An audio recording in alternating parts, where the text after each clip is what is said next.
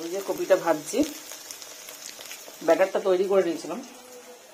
একটুখানি ভিনিগার, আদা রসুনের পেস্ট, লঙ্কার গুঁড়ো সামান্য, আর হচ্ছে গিয়ে ময়দা আর কর্নফ্লাওয়ার, আর অল্প একটু জল দিয়ে মিশিয়ে ব্যাটার তৈরি করে যে ভাজতে বসিয়েছি।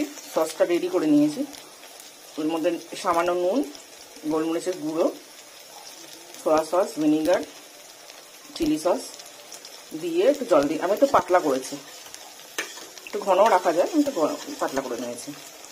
পেঁয়াজ কেটে রেখেছি, ক্যাপসিকাম কাটা আছে। আস্তে আস্তে রান্নাটা করছি।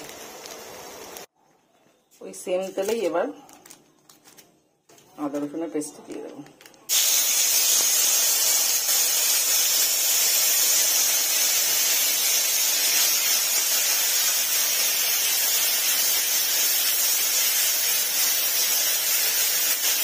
কপিটা ভাজা কমপ্লিট হয়ে গেছে।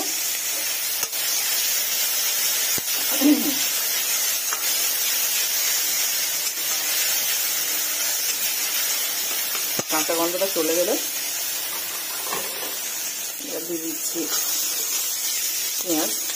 আমার পেঁয়াজটা একটু সাইজ ছোট ছিল, তো নষ্ট হয়ে যায়। আমরা একটু ছোট ছোট পেঁয়াজই আনি, খুব বড় সাইজে নিই না, মাঝারি সাইজে আমি ছোটটা আনি। একটু পেঁয়াজটা নেড়ে নেব, একটু হালকা করে নেড়ে নিচ্ছি।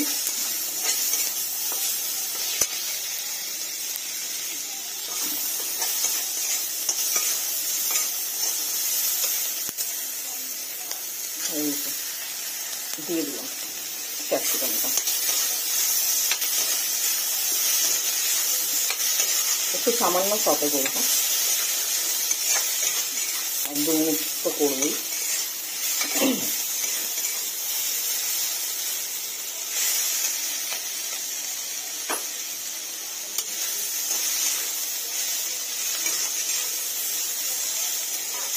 একটু সতে হয়ে গেলে সসটা তো আমি তৈরি করে রেখেছি, আর একটু টেস্ট করে দেখে নেবো কি কম হচ্ছে বেশি হচ্ছে। সামান্য একটু চিনি দেবো, আর আবার একটু গোলমরিচ দেবো। আমার একটু কাঁচা লঙ্কাটা মানে বাজার এসেছিল, কিন্তু কাঁচা লঙ্কাটা নিতে খালি ভুলে যাচ্ছি। কাঁচা লঙ্কা ছিল না, আমি একটু গুঁড়ো লঙ্কা দিয়েছি।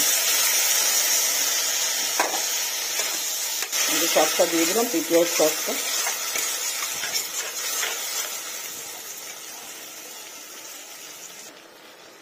এই যে মিশিয়ে নিয়েছি, খুব জল দিইনি, হালকা একটু নুন দিয়েছি, মিষ্টি দিয়েছি।